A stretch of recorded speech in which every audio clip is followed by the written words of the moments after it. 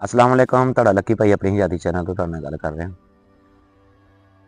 दोस्त नाल टाइम बन गया, कहंदा कि आ जाई ते मुर्गा उहदे कोल लैना सी। मुर्गा लैन दा टाइम बन गया कि मुर्गा लैन आ जाई।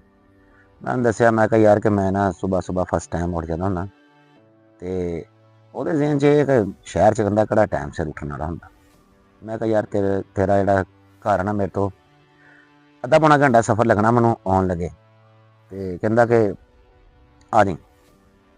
मैं कहा यार कि मैं ना सुबह फर्स्ट टाइम फजर की नमाज तो बाद मैं तेरे कोल आ जाना। उन्हें कहा आ जाई। मैं कहा ठीक हो गया, पहुँच जाऊँगा। पहुँच गया मैं, उन्होंने रस्ते च फोन करने शुरू किए, उन्हें फोन ना अटेंड किया।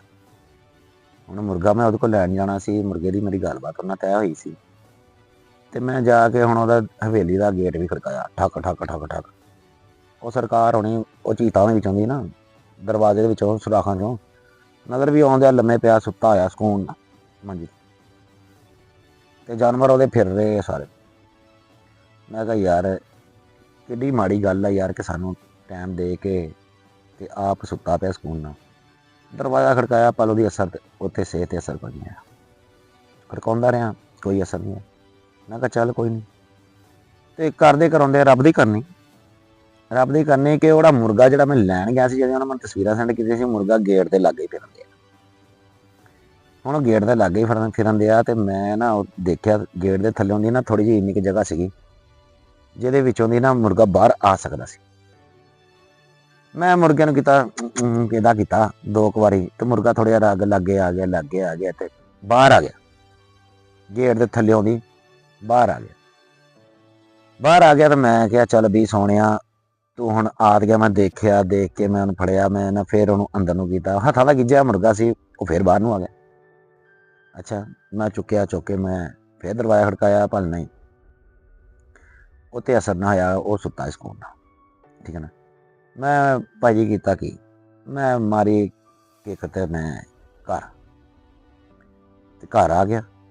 घर आन के भाई जी सकून नाल मुर्गे हुणां नूं मैं छड्डिया छुड्डिया ते उहनूं मैं वॉइस कर दित्ती, क्योंकि इदां चोरी बनदी सी। मैं उहनूं वॉइस करती कि भाई मुर्गा तेरा बाहर आ गया मेरे बुलाण ते मैं उहनूं ले आया ते इस वास्ते हुण ना मुर्गा मेरे कोल आ तेरा, परेशान ना। ਉਹਦਾ तकरीबन ना घंटे डेढ़ घंटे बाद ਉਹਦਾ रिप्लाई आया, यार तू मेरे नाल ज्यादती कर गया, तू इंज कर गया, तू चुप करके लै गया, तू मैनूं मिल के नहीं गया। मैं ਉਹਨੂੰ ਕਿਹਾ, ਮੈਂ ਕਿਹਾ ਸੋਹਣਿਆ यार मैं ਇੰਨਾ दरवाज़ा खड़काया, इन्ने तेनों फोन किते, ना तू फोन अटेंड किया, ना तू मेरे दरवाजे ते उठिया। ते कहंदा यार कि मैनूं ਇਹ नहीं कि तू मुर्गा लै गया, मुर्गा तो तेरा ही सी, लेकिन एक तू मैनूं मिल के नहीं गया। मैं कहा यार कि मिलन दा तू मैनूं कहा सी ना, तेनों मैं टाइम भी बनाया, सब कुछ तेरे ज़हन च ਇਹ ਸੀ कि ਇਹਨੇ 8-9 ਵਜੇ ਤੋਂ ਪਹਿਲੇ ਆਉਣਾ ਨਹੀਂ, ਤੇ ਇਹਨੇ ਕਿੱਥੇ ਆਉਣਾ 5-6 ਵਜੇ। ਤੇ ਮੈਂ ਕਿਹਾ 5-6 ਵਜੇ ਮੈਂ ਤੇਰੇ ਕੋਲ ਠੱਕ ਪਹੁੰਚ ਗਿਆ ਸੀ। ਤੇ ਮੈਂ ਕਿਹਾ ਉਦੋਂ ਦੀਆਂ ਤੈਨੂੰ ਕਾਲਾਂ ਆਪਣੇ ਮੋਬਾਈਲ ਤੇ ਚੈੱਕ ਕਰ ਲੈ, ਕਾਲਾਂ ਵੀ ਉਦੋਂ ਦੀਆਂ ਤੈਨੂੰ ਵॉइस ਕੀਤੀ, ਤੇਰੇ ਹਵੇਲੀ ਦੇ ਬਾਹਰ ਖੜੇ ਹੋ ਕੇ ਵॉइस ਕਰ ਦਿੱਤੀ WhatsApp ਤੇ ਕਿ ਸਰਕਾਰ ਮੈਂ ਮੁਰਗਾ ਲੈ ਚੱਲਣਾ ਤੇ ਮੈਂ ਹੁਣ ਜਾ ਰਿਹਾ। ਕਹਿੰਦਾ ਹਾਂ ਮੈਂ ਵॉइस ਵੀ ਦੇਖ ਲਈ। ਮੈਂ ਕਿਹਾ ਯਾਰ ਇੱਦਾਂ ਨਹੀਂ ਹੁੰਦਾ ਕਿ ਕਿਸੇ ਨੂੰ ਟਾਈਮ ਤੇ ਬੁਲਾਓ, ਤੇ ਆਣਾ ਜੇ ਅਗਲੇ ਬੰਦੇ ਨੂੰ ਟਾਈਮ ਦਾ ਕਿਹਾ ਨਾ, ਅਗਲੇ ਨੇ ਆਣਾ ਟਾਈਮ ਕੱਢ ਕੇ, ਤੁਸੀਂ ਨਾ ਅੱਗੇ ਮਿਲੋ, ਗੱਲ ਮਾੜੀ ਬਣ ਜਾਂਦੀ ਹੈ। ਇੱਦਾਂ ਹੀ ਪਹਿਲੇ ਨੰਬਰ ਤੇ ਕਿਸੇ ਨੂੰ ਟਾਈਮ ਨਾ ਦਿਓ ਜਿਸ ਟਾਈਮ ਤੁਸੀਂ ਨਹੀਂ ਅਵੇਲ ਹੁੰਦੇ, ਤੇ ਜੇ ਅਗਲਾ ਆ ਗਿਆ ਨਾ ਤੇ ਉਹਨੂੰ ਉਹਦੇ ਟਾਈਮ ਤੋਂ ਪਹਿਲੇ ਆਪ ਅੱਗੇ ਹੋ ਕੇ ਅਟੈਂਡ ਕਰੋ ਉਹਨੂੰ, ਯਾਰ ਕਿ ਅਗਲਾ ਕੋਈ ਆਇਆ।